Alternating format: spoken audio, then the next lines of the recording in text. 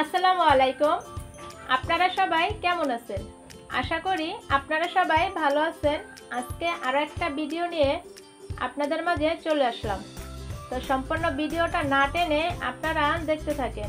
তো এখানে দেখতে পাচ্ছেন আমি চাউলের গুঁড়ি আর আটা একসাথে মিক্স করে নিতেছি, কারণ আজকে আমি পিঠা বানাবো এই কারণে। তো আমরা অনেকেই তেলের পিঠা খাইছি, আবার মরিচ দিয়েও আমরা পিঠা বানিয়ে তারপরে খাইছি।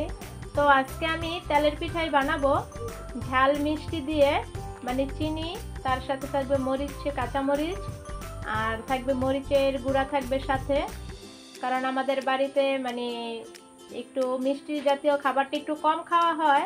কিছুদিন আগেও তেলের পিঠা খাইছি আমরা। তো আজকে যেহেতু তেলের পিঠা বানাবো এর জন্য একটু ঝাল ঝাল করে, আর সাথে থাকবে হালকা মিষ্টি থাকবে।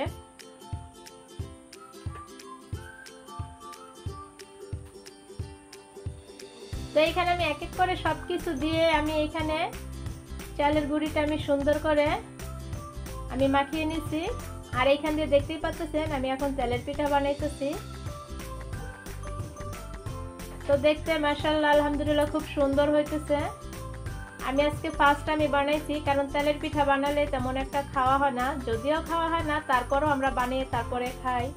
আশেপাশে আমাদের ছোট ছোট বাচ্চারা আছে, তো ওদেরকেও দেই আমরা, ভালো লাগে এরকম করে বানিয়ে খেতে।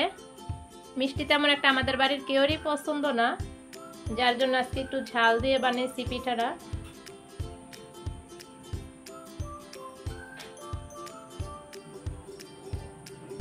তো দেখতে পাচ্ছেন এক এক করে আমি পিঠা বানিয়ে নিতেছি।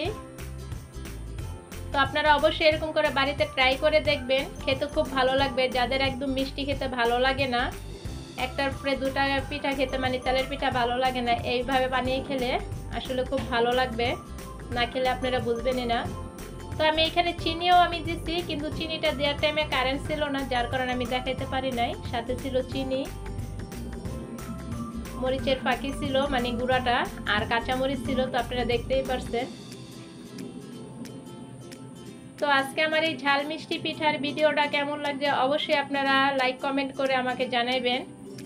বেশি বেশি আপনারা আমাকে কমেন্ট করবেন, কমেন্টের মাধ্যমেও জানাইবেন আমার এই পিঠার ভিডিওটা কেমন লাগলো আপনাদের। তো জানা যদি কোনো ভুল হয় আপনারা অবশ্যই আমার ক্ষমার দৃষ্টিতে দেখবেন।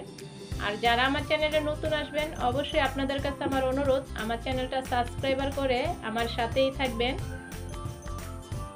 তো দেখতেই পাচ্ছেন কি সুন্দর মাশাআল্লাহ কালারগুলো হইতেছে। এক এক করে আমি দুইটা করে পিঠা বানাইতেছি, কারণ যেহেতু আমার কড়াইটা একটু বড় আর খুব তাড়াতাড়ি হয়েছে।